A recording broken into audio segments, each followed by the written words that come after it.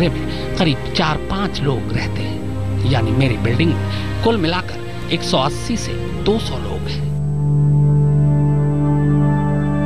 मेरे कमरे के ठीक बाहर ये सीढ़ी है, इसी से मैं नीचे जाती हूँ खेलने के लिए। 15 अप्रैल की शाम 5 बजे भी मैं घर से नीचे खेलने गई थी। मेरे ठीक नीचे जहाँ ये सीढ़ी खत्म होती है, उसके बराबर में भी एक कमरा है। ये देखिए, ये कमरा मेरे कमरे से बस 12 कदम की दूरी पर है। मैंने खेल खेल में कई बार सीढ़ियां गिनी है। इस कमरे में भी एक अंकल रहते थे, कुछ दिन पहले ही यहाँ आए थे।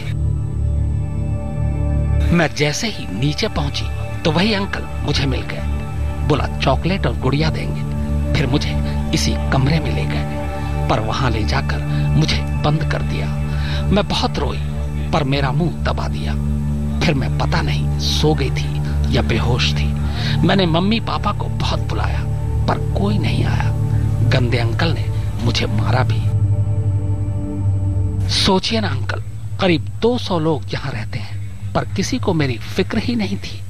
मैं इतनी देर से घर नहीं गई, पर मुझे ढूंढने यहाँ कोई नहीं आया। जब हम छुपम छुपाई खेलते थे, तब तो मेरे दोस्त मुझे ढूंढ लेते थे, पर इस बार किसी ने नहीं ढूंढा।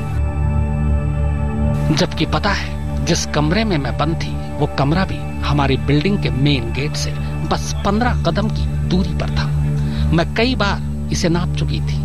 दिन भर लोग आते जाते रहते थे, पर इस बार कोई इधर नहीं आया। फिर एक सुबह गंदे अंकल मुझे छोड़कर चले गए। मुझे दर्द हो रहा था, मैं रो रही थी। तब जाकर किसी ने मेरी आवाज सुनी और फिर दरवाजा खुला।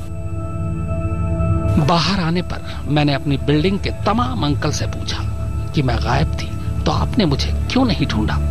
इस कमरे में एक बार भी कोई आ जाता तो मुझे ढूंढ सकता था, पर मेरे सारे पड़ोसी अंकल बोले कि उनके पास वक्त ही नहीं था। जो लोग बाग रहते हैं डेली वेज की नौकरी करने